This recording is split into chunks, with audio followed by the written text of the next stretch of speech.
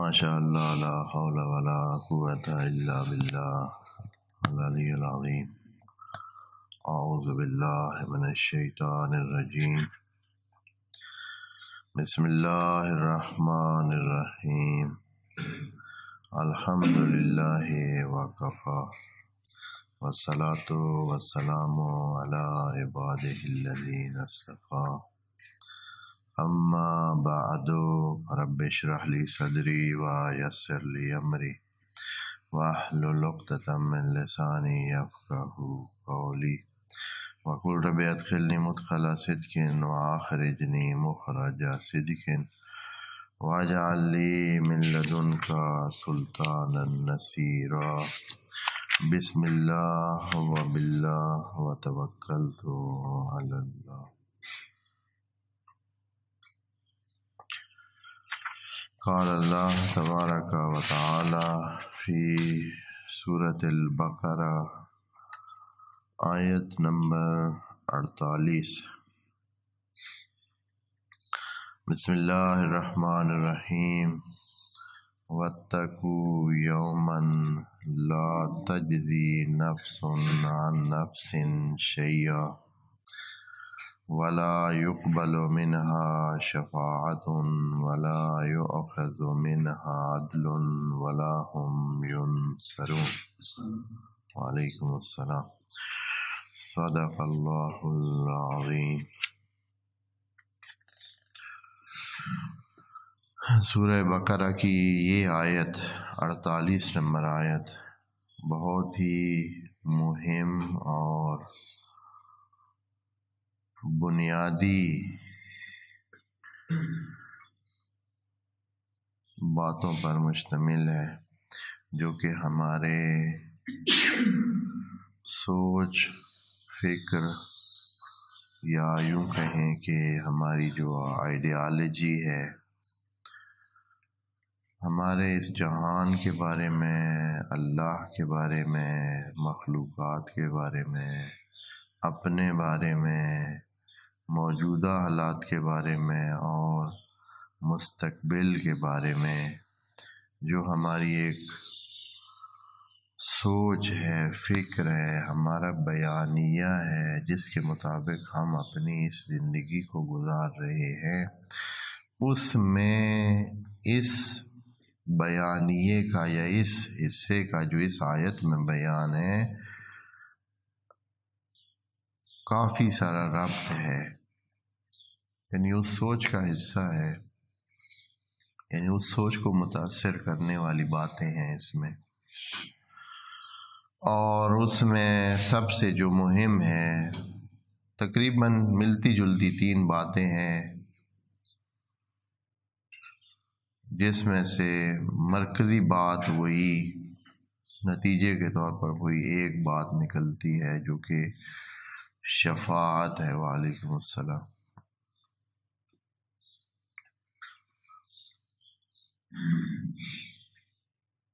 شفاعت کے بارے میں اتنی سوچوں کا افتراق ہوا کہ فرقے مختلف قسم کی سوچوں کے جیسے جانے جاتے ہیں، تو شفاعت بھی ان میں سے ایک واقع ہو گئی کہ کسی فرقے نے یوں کہا کہ شفاعت ہے، کسی نے کہا نہیں ہے۔ چونکہ یہاں لفظ بولا گیا ہے وَلَا يُقْبَلُ مِنْهَا شَفَاعَةٌ، اس آیت میں قرآن میں شفاعت کا لفظ بہت دفعہ استعمال ہوئے، عرض کریں گے اب۔ تو اس حوالے سے یہ مہم ہے اپنی سوچ کو ٹھیک سوچ بنانے کے لیے، قرآن کے مطابق بنانے کے لیے، اللہ کے مطابق بنانے کے لیے، تاکہ ہم حقیقت پسند ہوں اور حقیقت پر چلیں اور دھوکے میں نہ آ جائیں۔ ہمیں اس بحث کو بڑے دھیان سے سننا ہوگا اور توجہ کرنی ہوگی۔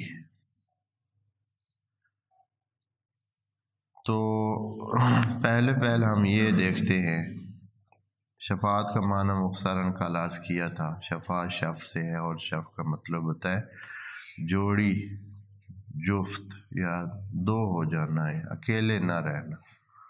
پہلے بندہ اکیلا ہوتا ہے، پھر کیا ہو جاتا ہے، اس کے ساتھ کب جو جڑ جاتا ہے کوئی، چاہے وہ عمل ہو چاہے شخص ہو، کچھ بھی ہو، جڑ جائے تو وہ جوڑ بن جاتا ہے اور وہ مشفع ہو جاتا ہے۔ شفاعت کا معنی میں اللہ نے اس کو دو طرح قرآن میں ذکر کیا ہے۔ شفاعت صرف تشریعی شفاعت نہیں ہوتی ہے، تکوینی شفاعت بھی ہوتی ہے۔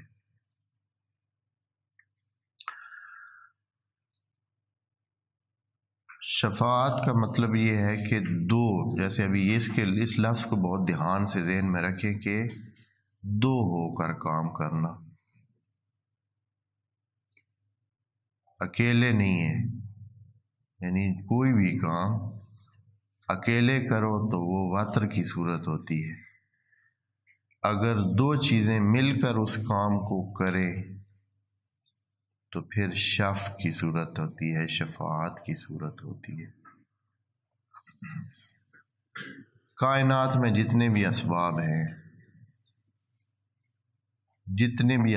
ہیں وہ ایک سبب کی حیثیت رکھتے ہیں۔ جتنے بھی اسباب ہیں، وعلیکم السلام، وہ ایک سبب کی حیثیت رکھتے ہیں، جیسے کہ قرآن میں ذکر ہے، جیسے ابھی آیات انشاءاللہ آپ کی خدمت میں عرض کرتا ہوں۔ جب ان کے ساتھ دوسرا عنصر ملتا ہے تو شفع بن جاتے ہیں۔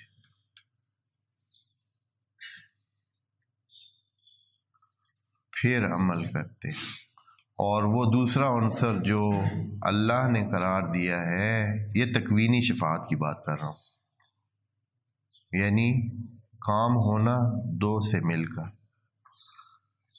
ایک سبب یہ ظاہری اسباب جو بھی ہیں ہوتے ہیں، دوسرا سبب اس کے ساتھ جڑتا ہے، وہ ہوتا ہے اللہ کا چاہنا۔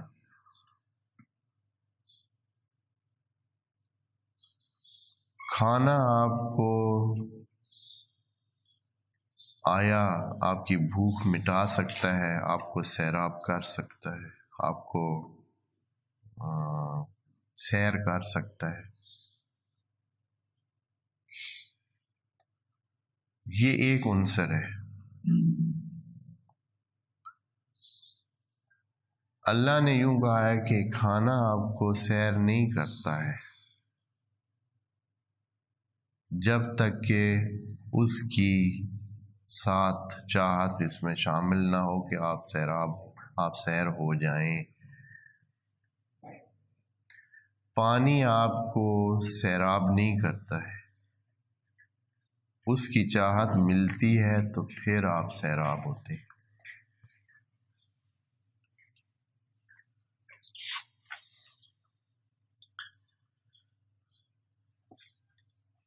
دوا سے آپ ٹھیک ہوتے ہیں، دوا سے ٹھیک نہیں ہوتے ہیں، صرف دوا کے ساتھ اس کا چاہنا ملتا ہے تو پھر آپ ٹھیک ہو جاتے ہیں۔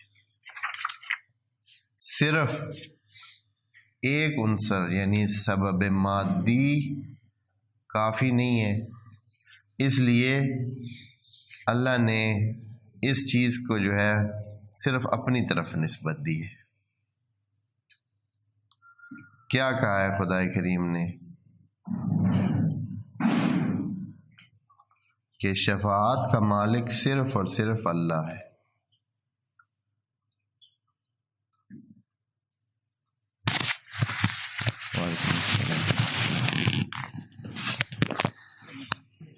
پس شفاعت کو ہمیں سمجھنا ہے، شفاعت کا مالک صرف اور صرف ذات الہ ہے۔ یہ فرمایا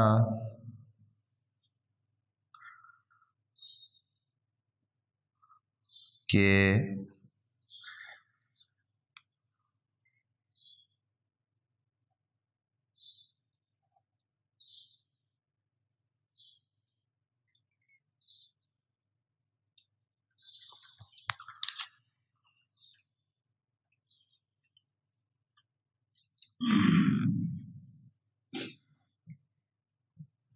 شفاعت جو ہے وہ ساری کی ساری اللہ کے اس میں ہے. ان شفاعت للہ جمیعا. میں آیت ڈھونڈ رہا ہوں جس کو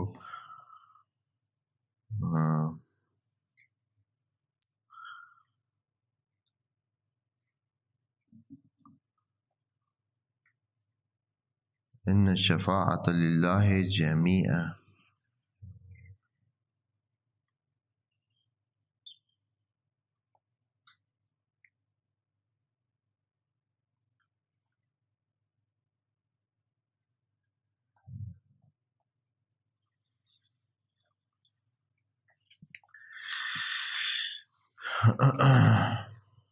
جس میں یہ کہا ہے کہ شفاعت صرف اس کی ملکیت ہے، اور اس کا معنی یہ بنتا ہے کہ ما من شفیع الا من بعد اذنہ. یہ یوم القیامہ کی باتیں نہیں ہیں، اسی دنیا کی بات ہے. جیسے اللہ نے یوں فرمایا ہے سورہ زمر میں آیت نمبر 44 میں، کل للہ الشفاعۃ جمیعا. للہ الشفاعۃ جمیعا. شفاعت اگر ہے تو وہ صرف اور صرف کس کی ہے؟ یعنی جو دوسرا پلڑا ہے، جو اس سبب کا مکمل کرنے والا ہے، جس سے کوئی بھی کام دنیا کا ہوتا ہے، وہ اللہ ہے. اس کا چاہنا ہے. جیسے آپ آیت الکرسی میں پڑھتے ہیں، لہو ما فی السماوات وما فی الارض من ذا الذی یشفع عندہ الا باذنہ. کوئی نہیں ہے جو شفاعت کر سکے اس کے سامنے مگر اس کے اذن سے. یعنی جو کوئی کام ہوتا ہے، اگر کوئی جہان میں چاہے بھی کہ وہ جڑ کر اس کام کو پورا کرے تو اس کے اذن سے پورا کرتا ہے. بس شفاعت ایسی چیز نہیں ہے جو صرف آخرت کے لیے ہو. پہلے تو یہ بات ہم سمجھیں.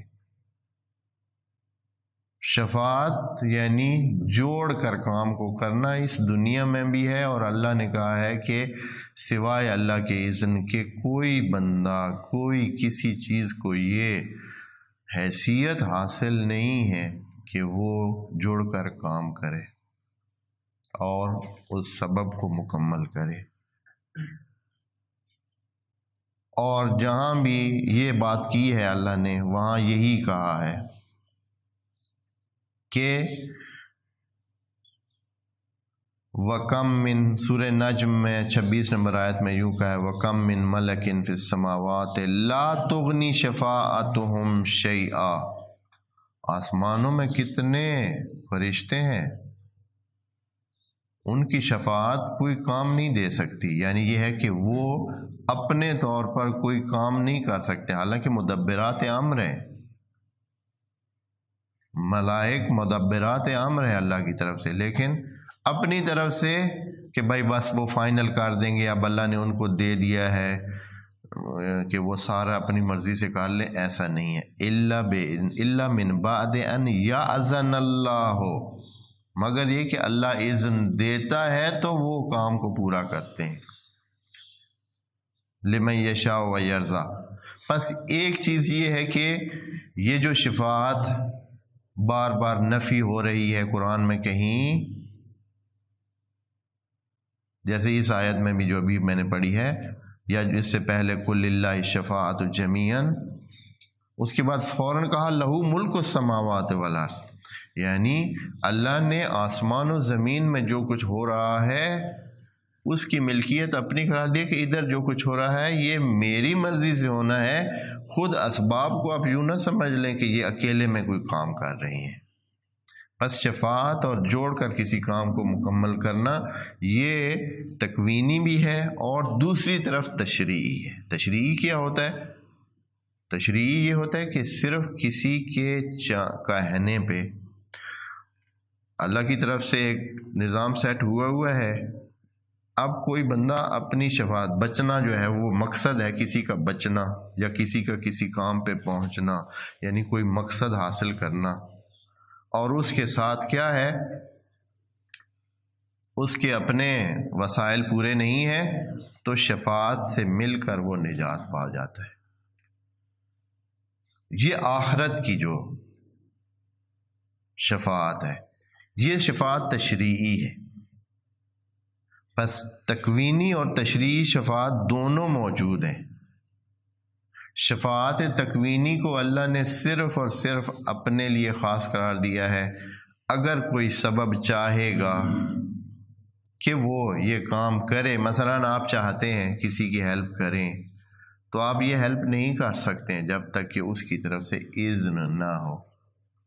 اس نے اذن دے رکھا ہے، جہاں وہ چاہے گا آپ ہیلپ کر سکیں گے، جہاں وہ نہیں چاہے گا آپ ہوتے ہوئے بھی ہیلپ نہیں کر سکیں گے، جہاں وہ نہیں چاہے گا آپ اپنے پاس پڑے ہوئے وسائل سے بھی فائدہ نہیں اٹھا سکیں گے، جہاں وہ چاہے گا تو آپ ان وسائل سے فائدہ اٹھا سکیں گے، اگر نہیں چاہے گا تو وہ نہیں۔ یہ تکوینی شفاعت ہے۔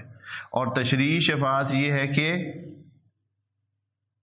دوسرے بندے کے صرف کہنے پہ، دوسرے کے چاہنے پہ، یہ جو ہم انسان ایک دوسرے کے لیے اچھائی چاہتے ہیں، کام نہیں کرتے ہیں، صرف چاہتے ہیں، اللہ نے دونوں ان شفاعتوں کو کہا ہے کہ یہ میرے اذن کے بغیر نہیں ہو سکتی۔ اب یہ دیکھنا ہے کہ اللہ نے اس جہان میں ویسے شفاعت کے بارے میں اپنا کوئی نظریہ دیا ہے یا نہیں، کیونکہ بہت بڑا مسئلہ ہے۔ اس لیے کہ مسلمانوں کا ایک گروپ ہے، وہ قائل ہیں کہ اس طرح تو پھر کھلی چھوٹ ہے مجرموں کو کہ وہ جو کرتے رہیں، یہ سوچ کر کہ ہماری جو ہے وہ کیا کریں گے، ہماری شفاعت کرنے والے ہیں، وہ ہماری شفاعت کریں گے اور ہم جو ہے وہ اپنی کشتی پار لگا لیں گے۔ اور دوسری طرف وہ ہیں جو کہتے ہیں کہ اس طرح تو پھر سارا نظام عدل الہی ہی بیکار ہے۔ جب گناہ کر کر کے بھی ادھر پہنچ جائے کوئی بندہ شفاعت کے ذریعے، تو پھر اللہ کے نظام عدل، میزان اور حساب کتاب اور یہ سارا سلسلہ ہی بیکار ہے۔ تو ان دونوں کو جو ہے کیسے لے جایا جائے، قرآن اس کا حل جو ہے وہ کرتا ہے۔ بس ایک چیز آپ نے انشاءاللہ یہ جب ذہن میں رکھ لی کہ شفاعت کیا اس کا موقف ہے، یعنی تکوینی بھی ہوتی ہے، تشریعی بھی ہوتی ہے۔ اب ہم اس سے آگے بڑھتے ہیں کہ آیا اللہ نے شفاعت کو بطور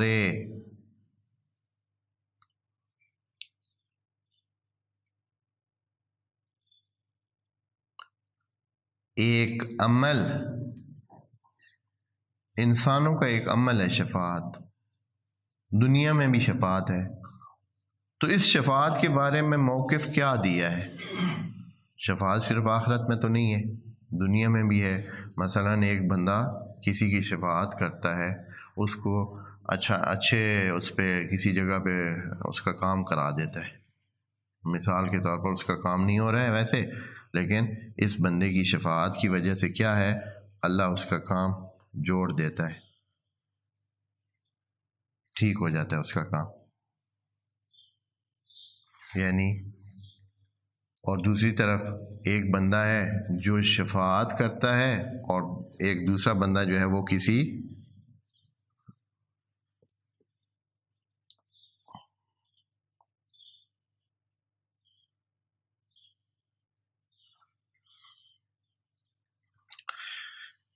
کسی جگہ اس کا کام جو ہے وہ ہوتا ہے، لیکن برا کام ہوتا ہے، برے کام میں شفاعت کرتا ہے۔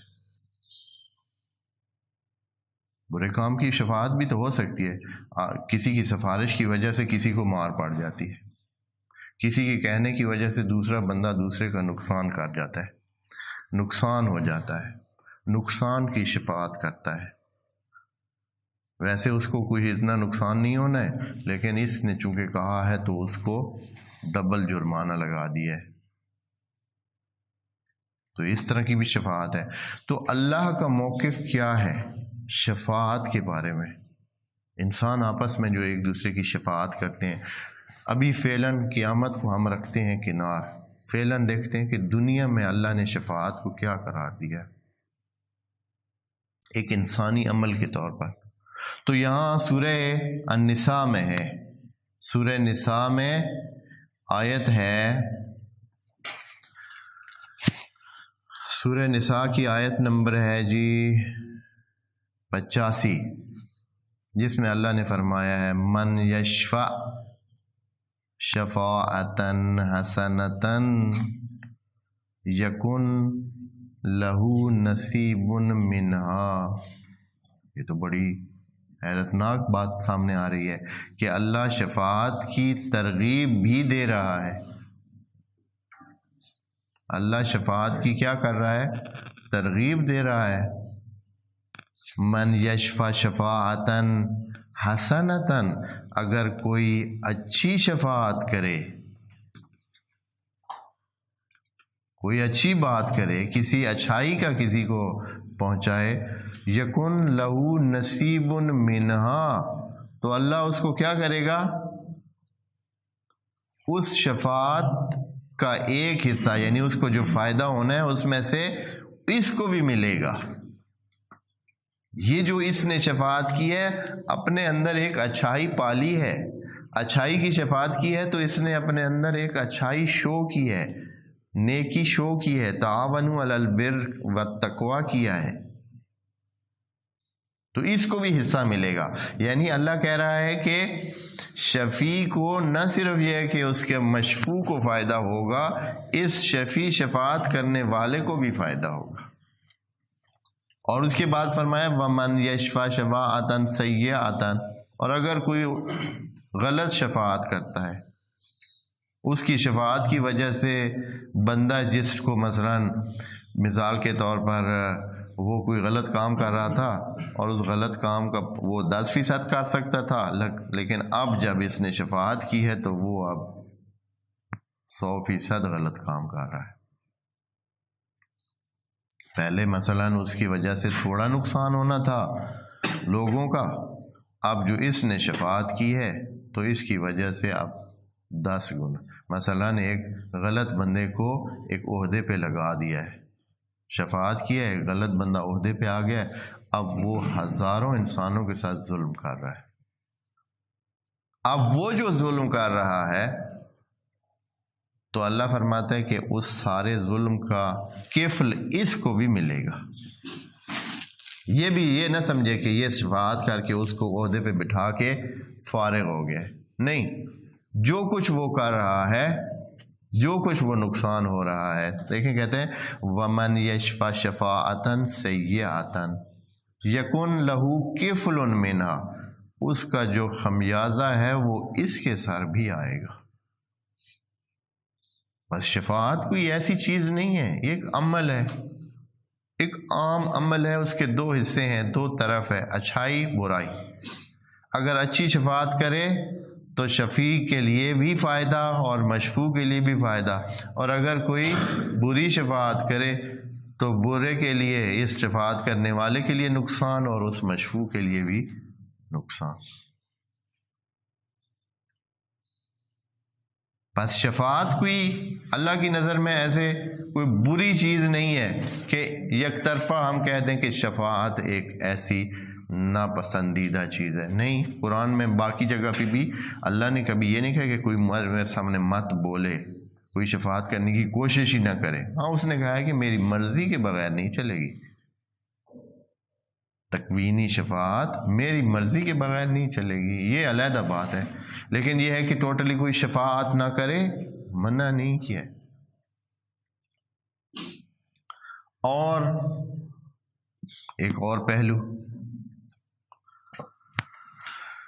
جو مسلمان یا جو فرقے یہ سمجھتے ہیں کہ شفاعت کی وجہ سے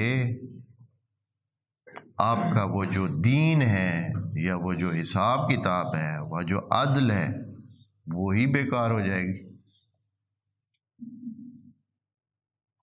یہ ان کا بہت بڑا سوال ہے، اور یہی چیز ان کو یعنی جہاں بھی لے جائیں تو پھر وہ یہی جواب سامنے لے آتے ہیں اور یہی بات کر دیتے ہیں.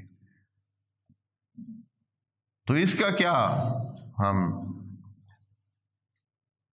جواب دیں گے؟ میں ابھی اور بھی بہت ساری مثالیں دوں گا کہ جو اس بات یہ بات ہے، یہ تو بہت ہی کمزور قسم کی دلیل ہے یہ والی. اس کا جواب جو ہم ادھر سے دیں گے، خود شفاعت کے ذریعے سے دیں گے، یہ ہے کہ جب شفاعت کو آپ مجرم کے پہلو سے دیکھیں تو آپ کو اور طرح نظر آئے گی. اگر آپ اس کو شفیع کے حوالے سے دیکھیں تو پھر آپ کو اور نظر آئے گی. یہ لوگ صرف مجرم کے حوالے سے دیکھتے ہیں. جو شفاعت کی مخالفت کرتے ہیں ان کی بڑی سے بڑی جو دلیل ہے، وہ مجرم کو دیکھ کر وہ کہتے ہیں کہ اس کا جرم اگر معاف ہونا ہے یا اس کے کمزوری کو پورا کر کے اس کو اچھائی کی طرف شفاعت کی وجہ سے لے جانا ہے، تو یہ نظام عدل پر ایک قسم کا سوال ہے. لیکن وہ ادھر سے دیکھیں تو پھر شاید ان کا نظریہ اور ہو جائے. اچھائی کرنا، یہ جو شفیع ہے یہ تو اچھائی کر رہا ہے. آیا اس کی اچھائی کو، یہ تو اس کی نیچر میں ہے، یہ اس کے رحم میں ہے، یہ اس کے اس خاص قسم کی کیفیات میں ہے، اس کی صفات میں، صفات الہیہ میں سے ہے کہ وہ کیا کرتا ہے، دوسرے کے لیے رحم کھا رہا ہے، دوسرے کے لیے اچھا سوچ رہا ہے، اس کو بہتر جگہ لے جانے کے لیے سوچ رہا ہے. اگر اس کی طرف سے دیکھیں تو پھر کیسے لگے گا؟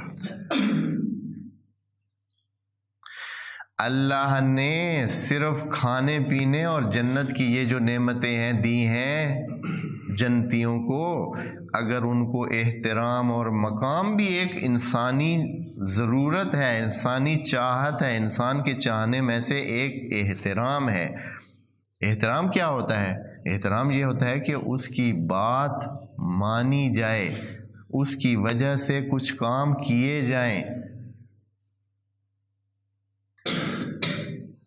جنت میں صرف یہ نہیں ہے کہ ہم کہیں بس ٹھیک ہے ان کو جو ہے جو چیز کھانی ہو، جو چیز پینی ہو، جو چیز رہنے کے لیے. اللہ نے کہا ہے کہ یہ مکرم ہے، حتیٰ فرشتوں کی ٹریٹ بھی مختلف ہوگی. جو جنتیوں کے ساتھ برتاؤ ہوگا وہ بڑے مختلف انداز کا ہوگا، بڑے احترام کے ساتھ ہوگا، بڑے دھیان کے ساتھ ہوگا. ان کے ساتھ بولا بھی اور طرح جائے گا، ان کو سلامن کیا جائے گا اور ان کو احترام دیا جائے گا. اب یہ جنتیوں کے احترام جو ہے اس میں آیا یہ چیز نہیں ہوگی کہ وہ اگر کچھ چاہیں گے تو ان کی بات کا بھی احترام کیا جائے گا. اس پہلو سے دیکھنا ہے، اس پہلو سے کہ یہ دوسرے کو کیا فائدہ پہنچائیں گے یا نہیں پہنچائیں گے، اس کو فعلاً چھوڑیں. اب اس کے بارے میں بات کرتا ہوں کہ کبھی بھی ایسا انسان جو کسی محترم شخص کے سامنے بات کرتا ہے تو وہ کسی مجرم کی نہیں حمایت کرتا ہے، وہ بھی دیکھ بھال کر کسی کی وہ شفاعت کرتا ہے. ایسے نہیں ہوتا ہے کہ یہ کس نے کہا ہے کہ آیا ہر بندے کی ہر بندہ شفاعت کرے گا؟ اگر میں یہ کہتا ہوں کہ نبی میری شفاعت کرے گا تو میرے کہنے سے کیا فرق پڑتا ہے؟ میرے کہنے کے مطابق آیا نبی واقعاً میری شفاعت کریں گے؟ یہ بات جب آئے تو تب ہے نا کہ نبی بھی کہیں کہ میں شفاعت کروں گا، تو پھر سوال پیدا ہوتا ہے. یہ تو ہمارا کہنا ہے، یہ تو سارے ویسے امیدوار ہیں. آیا یہ طے شدہ ہے کہ وہ کریں گے ان کی شفاعت؟ بھائی کس نے کہا ہے؟ جن کی وہ شفاعت کریں گے وہ کس قسم کے لوگ ہوں گے؟ وہ واقعاً اس قسم کے لوگ ہوں گے جن کی شفاعت کا کچھ نہ کچھ بنتا ہوگا۔ یہ نہیں کہ بس جو بھی یہ کہہ دے کہ میری نبی شفاعت کریں گے تو پھر نبی اس کی شفاعت کریں گے، کیونکہ سب سے بڑا درجہ تو آپ نبی خاتم کا ہی ہے۔ ہم اس سے بڑا شفیع تو اگر کوئی ہوا تو اس سے بڑا تو کوئی نہیں ہوگا، اس لیے ان کا نام میں لے کر بات کر رہا ہوں کہ نبی خاتم اگر یہ جو کہتے ہیں ان کے کہنے کے مطابق ہے، یا وہ یہ دیکھیں گے کہ آیا یہ اس قابل ہے یا نہیں۔ وہ تو اب جن سے وہ ابھی بھی نفرت کرتے ہوں، جن سے دنیا میں ان کے کارناموں کی وجہ سے وہ نفرت کرتے ہوں، جو ان کے احکام کی خدا کی نافرمانی کرتے رہے ہوں، آیا نبی ان سے ذرا بھر پیار رکھ سکتا ہے؟ یہ کیسے ممکن ہے؟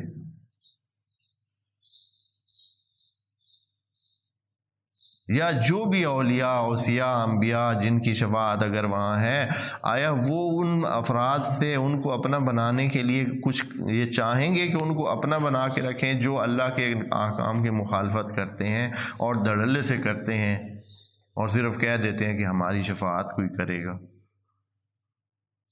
شفاعت تو صرف اس کی ہوگی، جیسے کہ بعد میں بھی، جو حقیقتاً چاہتا رہا ہے کہ ٹھیک راستے پہ چلے، جو چاہتا رہا ہے کہ ٹھیک راستے پہ چلے، لیکن اس کو کچھ اس سے بھول ہو گئی، کچھ اس سے چھوٹ ہو گئی، کچھ اس سے غلطیاں ہو گئیں۔ عملوا عملاً صالحاً وآخر سیئاً، انہوں نے صالح عمل بہت انجام دیے، کچھ نہ کچھ ان سے چھوٹ بھی ہو گئی۔ اس قسم کے لوگوں کے بارے میں کیا ہے؟ ان قسم کے لوگوں کا چانس ہے کہ نبی کہیں کہ یہ اپنی طرف سے کوشش کرتے رہے ہیں، اے اللہ جو ان میں جھول آ گیا ہے یا کچھ رہ گیا ہے ان کے حساب سے، تو وہ اپنی رحمت کے ذریعے جو ہے وہ آپ ان کو معاف کر دیں اور ان کو جنت میں جگہ دے دیں۔ اتنی بات ہے، یعنی شفاعت یہ صرف یہ کہہ دینا کہ بھائی اچھا، اگر یہ ہے فرض کریں کہ آپ کے اس سوال کے لیے جو ابھی وہ تھا کہ یہ تو عدل کے خلاف ہے، تو پھر توبہ بھی عدل کے خلاف ہے۔ اللہ نے توبہ کی اجازت دی ہے یا نہیں دی؟ ایک بندہ گناہ کرتا ہے، خرابیاں کرتا ہے، تو اللہ نے قرآن میں کہا ہے کہ جو توبہ تائب ہو جائے تو پھر کیا ہو جائے گا؟ تو پھر آپ توبہ کو بھی منع کریں گے، کیوں؟ توبہ سے تو پھر سارا نظام ہی خراب ہو رہا ہے۔ پھر اللہ کی جو رحمت ہے اس کو بھی اسی طرح آپ وہ جو اللہ نے کہا ہے کل لعبادی الذین اسرفوا علی انفسہم لا تقنطوا من رحمت اللہ، یہ آیت تو اتنی کھل دے رہی ہے کہ اے نبی کہہ دو میرے ان بندوں کو جنہوں نے اپنے اوپر ظلم کیا، لا تقنطوا من رحمت اللہ، اللہ کی رحمت سے مایوس مت ہوں، ان اللہ یغفر الذنوب جمیعا، اللہ سارے گناہ معاف کرے گا۔ یہ قرآن کی آیت ہے۔ پھر اس کا مطلب تو یہ ہے کہ گناہوں کی اللہ نے کیا دے رکھی ہے؟ چھوٹ دے رکھی ہے۔ بھائی یہ ہم سمجھیں، بھائی یہ نالائکی ہے۔